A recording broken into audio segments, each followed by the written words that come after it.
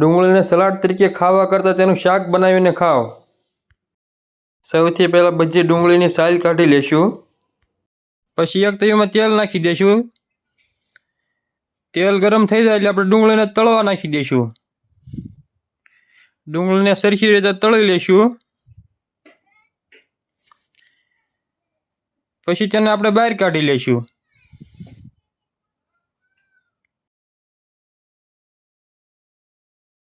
પછી એના ઈ જ તેલમાં તમામ પત્ર, રાઈ, જીરું, હિંગ, લીલું લસણ, ડુંગળીની ગ્રેવી, ટમેટાની ગ્રેવી,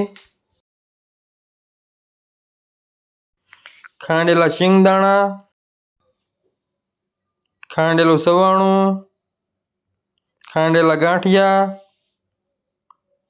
પલાળેલું મરચું, કાશ્મીરી મરચું,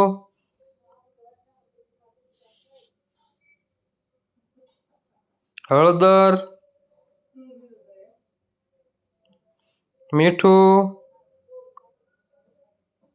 અને પાણી નાખી દઈશું। પછી તેને સરખી રીતે સડવા દઈશું। પછી સરખી રીતે સડી જાય પછી તેમાં ડુંગળી નાખી દઈશું।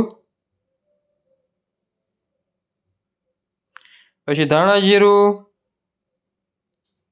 ગરમ મસાલો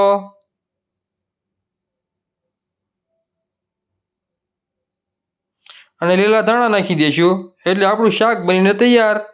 જો તમને અમારો વિડીયો સારો લાગ્યો હોય તો લાઈક કરવાનું, શેર કરવાનું અને ફોલો કરવાનું તો ભૂલતા જ નહીં। બાકી હસતા રહેજો અને ખુશ રહેજો।